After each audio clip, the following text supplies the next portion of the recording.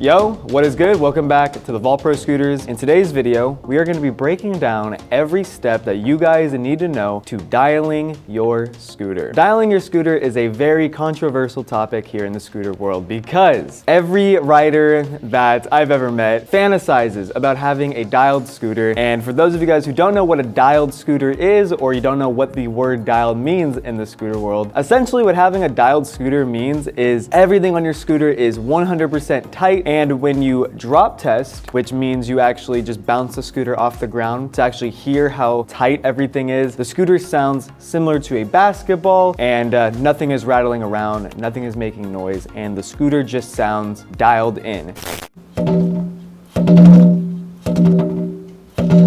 So, as you guys just heard, my scooter is dialed, everything is nice and tight, and that is personally how I like to ride my scooter. One fair warning, and I do want to acknowledge this, having a dialed scooter does not make you a better rider, nor does it give you any sort of advantage when it comes to learning tricks over your friends. All having a dialed scooter means is that everything is nice and tight. It doesn't make it any better, doesn't necessarily make it any worse. It's just a personal preference, and like, I personally just can't ride a scooter that is loose. That is just my opinion. Plenty of riders out there that can. So that's what having a dialed scooter means. But today's video is focused all around the reasons your scooter might not be dialed and how to fix those problems. So with all that out of the way, let's talk about the first reason your scooter might not be dialed. Number one, your wheels might just be loose. To be completely honest with you, you might need to just tighten up your axles. There might be a little bit of play. It's causing your wheels to make a little bit of noise. So when you do your drop test, it just doesn't sound too good, right? So if that is the reason why your scooter is undialed, all you have to do is tighten up your wheels, and then you guys should be good to go from there. If you guys are tightening up your wheels, you're like, I'm cranking it down, I'm tightening it, and for some odd reason, there's just still some noise. What that means is your wheels are most likely ovalized. I don't want to spend too much time talking about what ovalized wheels mean, but essentially an ovalized wheel is the hub of your wheel that holds the bearing has been warped and shaped differently after some wear and tear has been done to the wheels, which is causing that hub of the wheel that holds the bearing to just be slightly warped, more of an oval than an actual circle, which causes your bearing to have a little bit of play. Does it make the wheel weaker? Absolutely not. Does it make the wheel slower? Absolutely not. All that means is it's gonna make a little bit of noise. If you guys are okay with the noise, you're good to go. If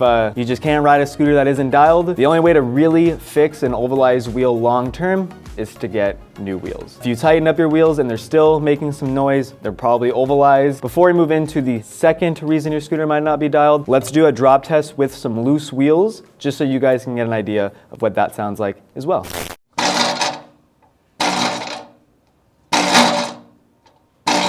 Alrighty, so we talked about wheels, let's talk about your brake. Honestly, when you think of why your scooter could be undialed, I'm sure a lot of people are thinking their brake makes noise. I ride a tilt deck and I don't have a brake personally, so I don't have to worry about any sort of noise coming from that part of my deck. However, if I was riding any other deck that had a brake on it, there's a big chance it's gonna make noise, and it's always gonna make noise. You have metal on metal contact. You can try to put some rubber dampeners in between the deck and the brake just so there's no metal on metal contact to reduce some of the noise, but you're bolting on a brake to your deck. It's gonna be difficult to make it make no noise, but there are a couple things that you guys can do to help prevent it make a lot of noise. First things first, make sure your brake is tight. You know, take that Allen wrench, do whatever you gotta do. Make sure you guys can really crank down your brake and ensure that it is tight. After that, if it is still making noise, what you're probably hearing is that metal on metal contact. So you guys can go to a hardware store, or your brake should come with a little piece of rubber, like I said, to put underneath the deck on top of the brake, just so there is no metal on metal contact, because what you're hearing when you drop your scooter is the metal just bending up against the metal and making that insanely frustrating noise that having a loose brake makes. So make sure you guys are running a rubber dampener underneath your brake, and also make sure your brake is tight. A really good way to find out if the noise on your scooter is coming from your brake is make sure your wheels aren't ovalized first. If you know that your wheels aren't ovalized and you're doing a drop test, you should be able to narrow the sound down to the back of your scooter. You guys can put your foot on the brake and drop the front end of the scooter. No noise is coming. You know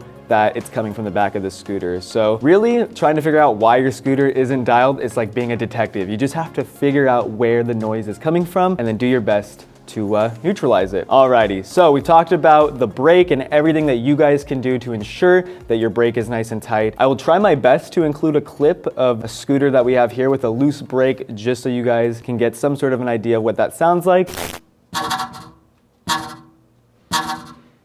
All right, so now that we've covered your wheels and your brake, let's move into the third and final reason that your scooter might not be dialed. This one comes down to your headset and your compression. For those of you guys who do not know what your headset and your compression is, essentially it is all this right here. So your fork, your deck, your headset, your clamp, all of this has to be tightened down very, very specifically in order for it to not only work, but for it to also be dialed. What you guys want to do, and like I said, this is fairly self-explanatory, but I do just want to acknowledge it. One, make sure your compression is assembled correctly. If you guys are riding IHC compression, maybe HIC or even SCS, ensure that everything is assembled correctly. I know things can get a little confusing when you guys are putting your scooter together, especially when it comes to like headset bearings and compression rings and dust covers and shims and bolts. It can get a little complicated. I totally get it. But you want to make sure that it's all assembled correctly. If you're missing any of those key pieces, it's going to cause your scooter to not perform right. You're not going to be able to tighten down your compression right. There's going to be some wiggle, which is ultimately going to cause some noise, which obviously means your scooter is not going to be dialed. If you guys don't know anything about compression and you'd like to learn more, there's a link right there. Check out that video where we break all three of the main compressions down. You guys can always give us a call as well. We can walk you through how to assemble your compression through the phone the best we can. But either way, you want to just make sure that it's assembled right. Other than that, step number 2 is obviously making sure your compression is tight. There's a little bit of controversy with how much to tighten your compression, just because everybody wants their bars to spin a million miles an hour so they can do as many tail ups and bar spins as possible. When you tighten your compression without your bars on, it's not going to spin as great as it does when your bars are on. So if you're just no bars on the scooter, tightening your compression and it feels very slow, just leave it be, put your bars back on, and I promise you it's going to spin completely different once it's on. Another key point is tightening up your compression more in the beginning and then actually letting your compression loosen it naturally. So if you tighten up your compression and then you go ride, over the time that you're riding, your compression will loosen up naturally. So it'll stay tight,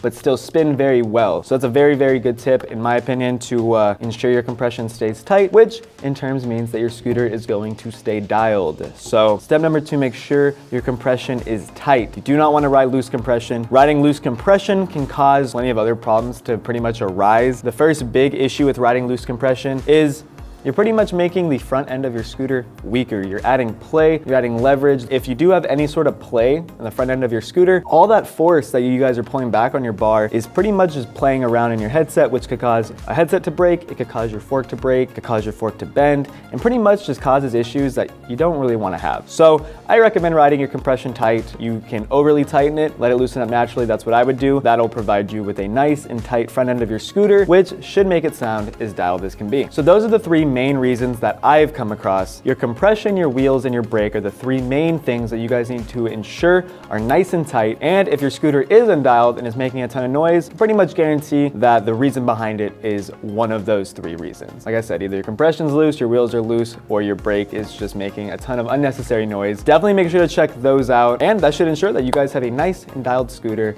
that sounds just like a basketball. And before we move on, I will also show you guys a clip of a scooter with loose compression, just so you guys can get an idea of what a scooter with loose compression sounds like. So if you hear it on your homie's scooter, you can help identify that it's his compression that's loose.